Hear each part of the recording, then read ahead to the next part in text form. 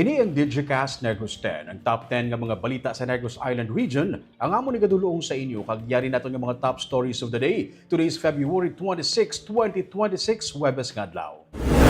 Isa pagid ka area nga nagausmod ang duta, ginreport sa Banwa Sang Tuboso. Mga kabataan ginareklamo nga nagapanghaboy sa dalan Lacson, ginaksyonan sa DSSD. Pinaagi sa K9, parcel nga may unod nga marijuana na diskubrihan. Barangay Kagawad, arestado sa buy-bust operation. Kaag sa Good Vibes, mga nagapuyo sa nabukid ka party sa Grabaylan City, gingkatuan sa Comelec para makaparehistro. Inatanan sa Digicast Negros 10.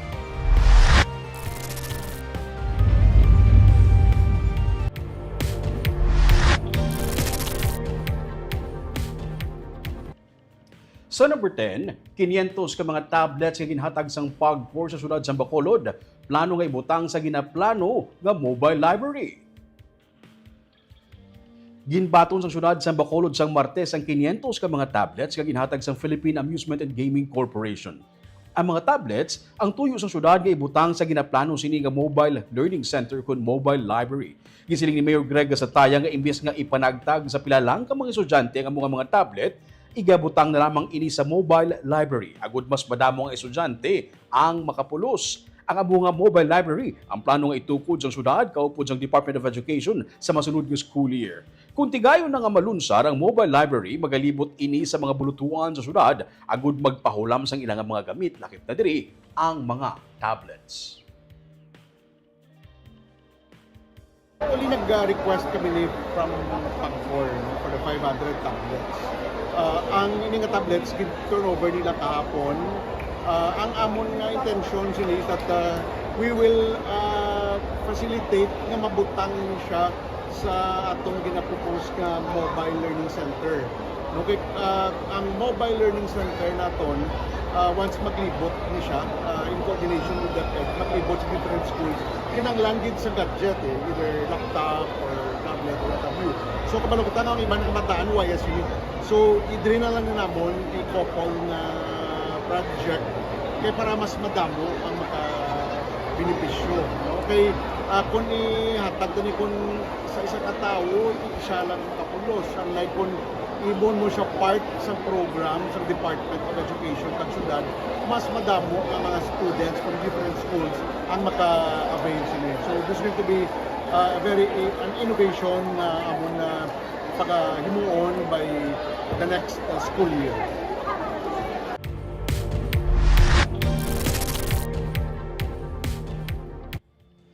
Sa number 9, Gobernador sa Negros Occidental nagalaom nga mangin madinalag-on ang mga atleta sang probinsya sa pinakauna nga Negros Island Region Athletic Association meet.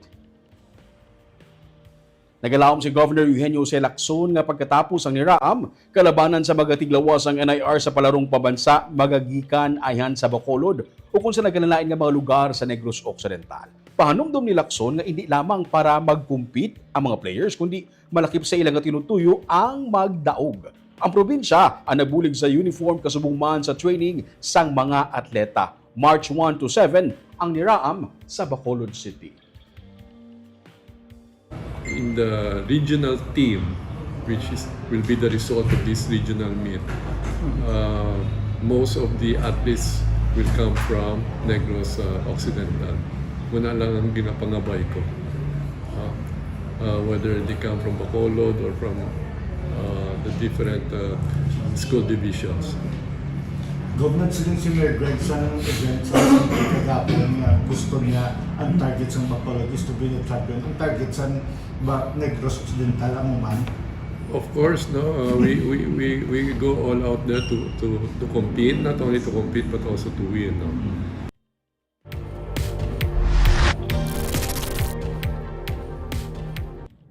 Sa number 8, isa ka barangay Kagawad na nakop sa drug buy-bust operation sa Banwa sang Moises Padilla.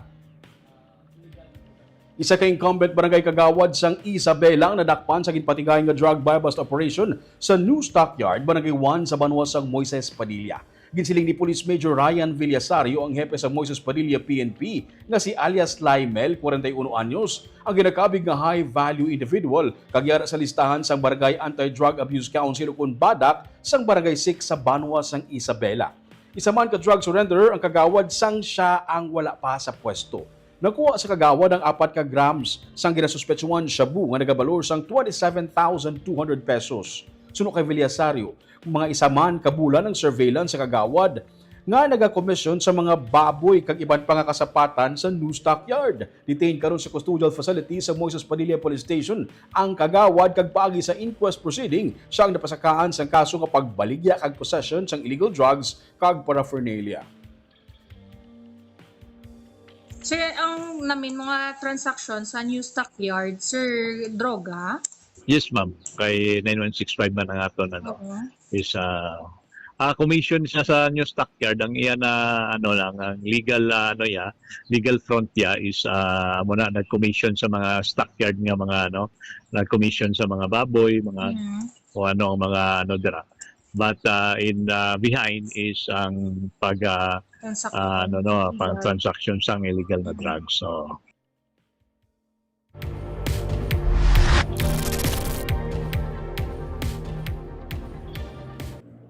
Sa number 7, pinagi sa K9 unit, parcel nga may unod nga marijuana na diskubrihan. Nagresulta sa pagkadiskubre sang marijuana sa sulod sang isa ka parcel ang ginpatigayon nga K9 inspection sa isa ka courier warehouse sa Barangay Hunub, Dumaguete City. Na-recover sang katapos ang Seaport Interdiction Unit sa Philippine Drug Enforcement Agency ang isa ka transparent vacuum-sealed plastic nga may unod nga 50 grams ang suspected dried marijuana bricks kag isa pa gid ka plastic nga may unod nga 30 grams nga dried marijuana leaves. Magluwas diri may nakuha man nga isa ka glass tube kag isa ka sticker nga may nakasulat nga Whiz Hydol kag ang plastic packaging. Padayon karon ang investigasyon ug makilalaan ang sender kag recipient sa nasambit nga parcel. Siya ang posible kasuhan sa pagsupak sa Republic Act 9165 ukon ang Comprehensive Dangerous Drugs Act of 2002.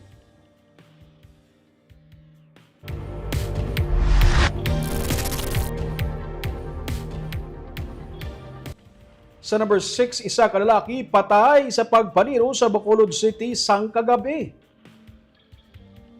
Dead on arrival sa ospital ang 45 anyos na lalaki matapos matiruan sa Verbena Street, Barangay 30 sa Bacolod City, Biyerkules sang gabi. Igo sang bala sa liog ang naangko ni alias Harold, residente sang Barangay 30. Suno sa mga residente sa lugar, nakabati sila sang isa ka lupok sang pusil antes nakitaan ang lawas sang biktima. Nagwa sa investigasyon nga nagadala sang iyang tricycle ang biktima sang siya ang gintiro. Ginsiling ni Police Captain Peter John Ramos ang hepe ng Police Station 6 nga madamo sa nakaaway o kontra ang biktima. Suno sa hepe, mayara na sila sang isa ka person of interest nga posible nagpatay sa biktima. Na-recover sa crime scene ang isa ka empty shell, isa ka deformed slug, kag isa ka sundang.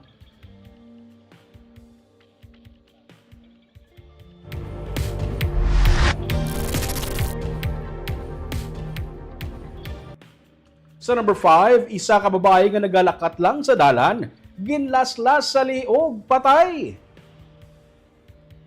Nagaparayon ang pagpangita sa Negros Oriental Police Provincial Office sa lalaki nga naglaslas ang liog sang isa ka babae sa Purok Saway o Purok Sawali, Barangay Saksak, Bakong, Negros Oriental.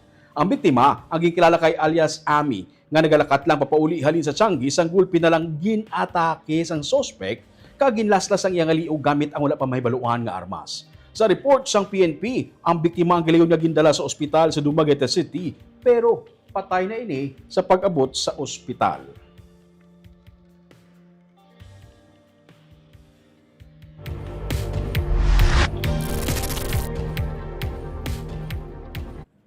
Sa number 4, mga kabataan nga ginareklamo kag ginaligar nagapanghaboy sang bato sa dalan sang Lacson, ginaksyonan sang DSSD. Ginpangita sa Department of Social Services and Development sa Bacolod City ang 3 ka mga menor de edad nga ginaligar nagapanghaboy sang bato sa dalan sang Lacson. Sandag sa mga reklamo nga gindulog sa DSSD, ang mga menor de edad ang nagaistar sa ibabaw sang waiting shed sa tubangan sang isa ka hotel sa Lacson Street. Ginsiling ni Anjanet Servano, pamuno sang DSSD Anti-Mendicancy Division, sarang ipahamtang sa government facility ang 3 ka mga kabataan kung mapamatud-an nga wala sang ikasarang ang ilang ginikanan sa pag-atipan sa ila. Ginklaro man niya nga base sa panaysayon sang kabataan, hindi matuod nga nagapanghaboy sila sang bato. May isa kuno ka persona nga legal ang pangidaron nga nagaupod sa ila nga amo ang nagapanghaboy. Matapos nga ginistorya sang DSSD ang mga bata na ibaluan nga sila ang kaupod sa 15 ka mga rugby boys nga una nga ginrescue sa gobyerno sa plaza. Apang suno kay Servano, matapos nga ginpanguli sa ginikanan ang amo nga mga bata, nagbalik naman ini sa kilid sang dalan. Ginbalik liwat ang 3 ka mga bata sa ilang ginikanan matapos nga nagwaras bangod wala pa sang kalanon. Suno sa DSSD, hindi nila pwede i-hold ang mga kabataan bangod may mga ginikanan pa sila. Guguluwa gud ma'am, ti kagapo nagawara sila gani kay mangita sila kuno kwarta bala kay para ikaon nila. Hindi naman sila ma-hold gid sang Verlani, that's why gin pa out lang sila. Pero balikan sila magkara, manana sila sa downtown, ma-identified naman namin. Bali ano na obrahon nyo sila, miss? Ibalikan danay namon sir ang ilaman niya family kag i-makuton danay kung ano naman ang natabuuay nga nagbalik naman sila sa street. Kung digid naton sila per assessment man sa social worker pwede gid sila nato mabutang man sa facility. So tutukan sila man namon this week. Ang bata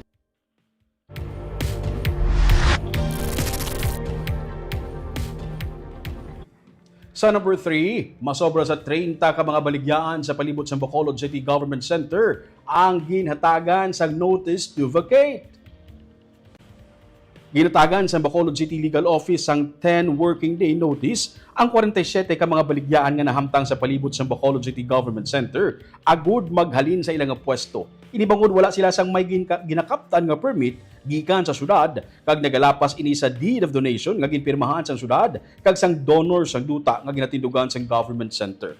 Ginsiling ni Attorney Mark Mayo, ang city administrator, wala man nagapamatok ang mga vendors sa among notice apang nagahingyo ang mga ini nga kung pwede sila mahatagan o kung mapangitaan sang iban nga pwesto.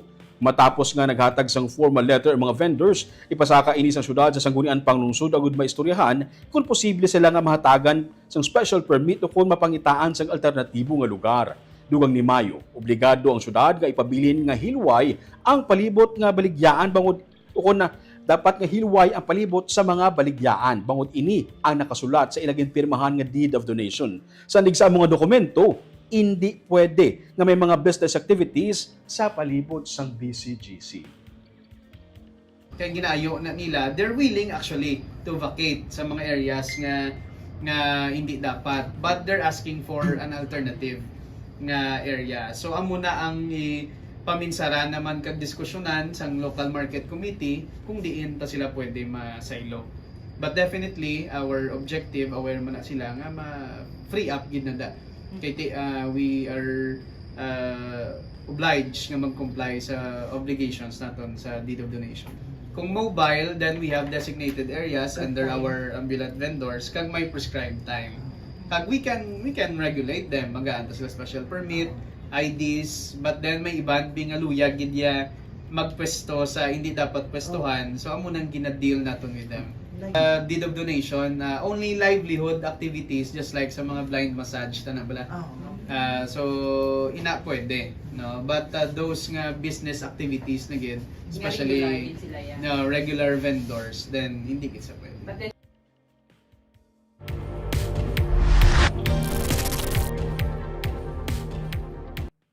Sa number 2, Sugar Regulatory Administration o kun SRA nagpasalig nga magapagwa sila sang sugar order nga nagapamato o nag-regulate sa mga artificial sweeteners. Isa ini sa ginpatigayon nga House o kun ini sa ginpatigayon nga House Committee on Agriculture and Food hearing sang Miyerkules nga adlaw. Ginsiling ni 5th District Representative Emilio Dino Yulo nga kadamuon o kun ang kadamuon sang mga varieties ng artificial sweeteners nga yara sa market sa karon ang hindi lamang high fructose corn syrup kag mga premix kundi mas nagadamo na gid. Sunod sa iya, ang mga sweeteners kaangay sang sucralose, aspartame kag saccharin ang dapat ma-regulate bangod ang mga local farmers ang apektado sa kada pagsulod sini nga mga produkto sa pungsod. Gayon patigayon ng hearing para mapamatian ang concern sa mga nagkanilain nga sektor kag mga ahensya. Gisiling ni 3rd District Representative Javier Miguel Benitez nga ang masunod nga hearing ang magalakip sang traders, importers kag industry partners suno sa iya ang missing sa inisyal nga mga talakayan. Suno kay Benitez, ang rekomendasyon sang komite ang malakip sa report sini kag sarang magamit sa paghimo sang layi kun aktuhan sang House of Representatives kag Senado. Lapad na itang nagdamo na gid, no? May mga HK, may mga sucralose, mga aspartame, no? May mga magic sugar nga nagasulod. Nang wala pa nalabot, no, sa mga other sugars like mga maple syrup and the like. So kinanglano na gid i-regulate, no? Kay kung hindi kada sulod din na di duga pareho lang, no, nga pagkonsumo na naton ang Filipino farmer among kaluluoy, no? So at least now may commitment ang SRA to issue a corresponding sugar order specific sa apat o nung in-mention natin kanina, no? So we hope that it can come out soonest para at least, no, may pagsugod. But ang gusto ko batian pa man is from our importers as well, from our industry partners, para gid mabalaan kung is it too much for our productivity, too much for industry demand that ang local consumption natin are already being eaten sa ating local market. Ang nang pinanggit natin mabatian. So at the first hearing, okay lang. I think it went well in a sense na nabatian natin tanan. May mga recommendations sa naka-back and forth ang aton nga mga representatives. But again, it does not end here.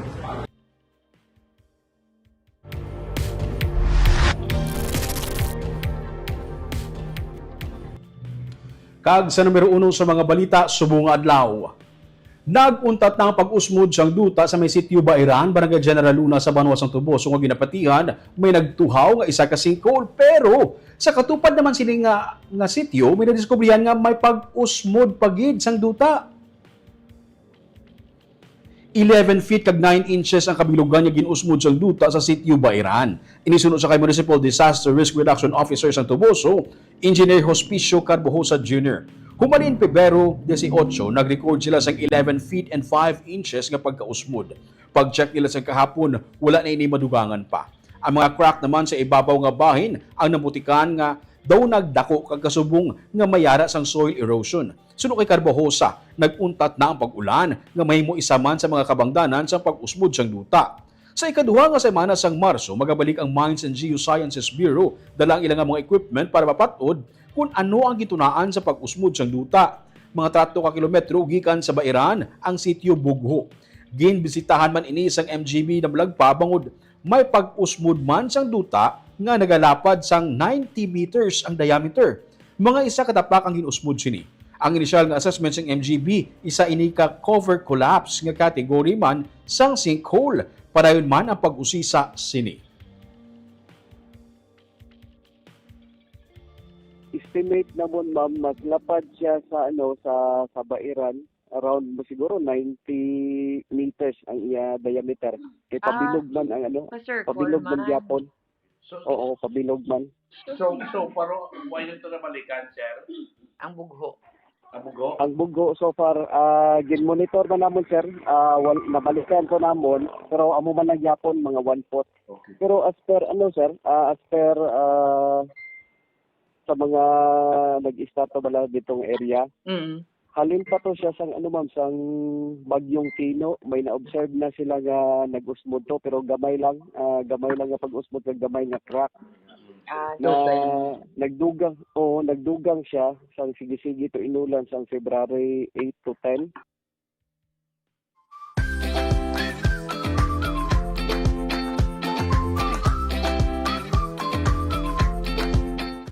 Kag sa good vibes, mga nagapuyo sa nabukid nga bahin sa Himamaylan City ang gingkatuan sa nagkanalain nga mga ahensya sa gobyerno para dalon sa ila ang serbisyo sa gobyerno. Nalakip na diri ang COMELEC registration. Bisan ang batu-batuhon nga lagyan, mga banglid, suba, kag ang malawig nga biyahe, wala makapugong sa nagkanalain nga mga ahensya sa gobyerno nga malabot ang sitio Madaha, Barangay Buena Vista sa Himamaylan City. Sa post ng COMELEC Negros Island Region, tigayon sila nga nakarehistro sang 50 ka mga pumuluyo sa area. Las 6:30 sang aga sila nagbiyahe sa Mamaylan City proper. Kag tigayon nga nalabot ang area, las 10:30 sang aga. Wala sang kuryente ang area pero pinaagi sa generator set sa barangay na tigayon ang voters registration. Sunod sa kay Attorney Kenneth Horario, ang Comelec officer sa Mamaylan City, mabudlay na sa mga pumuluyo dito ang manaog sa ilang lugar kay limitado ang transportasyon, gani sila na mismo ang nagsaka dito. Kaupod man sang Comelec ang CSWDO nga nagpatigayon sang feeding sa lugar kag pagpanagtag sang hampanganan kag food packs. May medical and dental consultation, circumcision kag pagpanagtag sang bulong sang City Primary Care Facility. Ang Army may libre nga tuli kag gunting kag ang DepEd nagpanagtag man sang school supplies. Ang Comelec ang nagpasalig nga kadtuan pagid ang iban nga mga nabukid nga mga area sang syudad para mapalapit ang serbisyo sang gobyerno. I-tried my best kid nga dalhon ang aton nga Comelec sa mga malayo nga lugar, sa mga bulukid-bukid nga lugar. Kaya ako gapatibig nga ang tao dito mabudlayan kung manaog pa sila sa proper. So why not kami mismo ang magpalapit sa tao?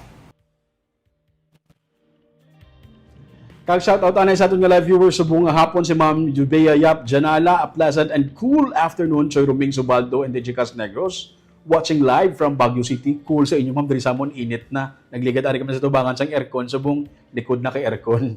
Si Chris Paduhilaw, mayong hapon sa Ruming, watching live from Barangay Narawi. Sinigaran shout out sa tanan nga family Paduhilaw, Bais de la Cruz, kag Castellano. Thank you, Gid. Thank you man sa inyo si Chivas Cavite, mayong hapon sir, watching live from West Virginia, USA. May bago naman kita diri gali nga nakatutok sa aton. Si Gloria Bantigay, good afternoon. DJ Cas NIR kag sa Ruming Subaldo, watching from Pulu Pandan. Si Lindol Sunyo, mayang hapon. Negro, si Chona Evangelista Caredo, mayang hapon. DJ Cas Negros, watching from Singapore. Alan Frank Compio Castle, mayang hapon. DJ Cas Negros, Choy Ruming, watching from Barangay Estefania. Shout out sa Compio family.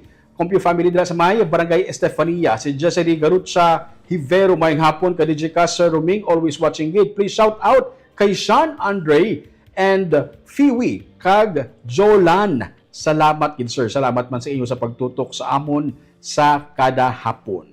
Kagabi atong top 10 nga mga balita sa Negros Island Region subong adlaw tubtub sa buwas. Ako si Romeo Subaldo, mayong hapon.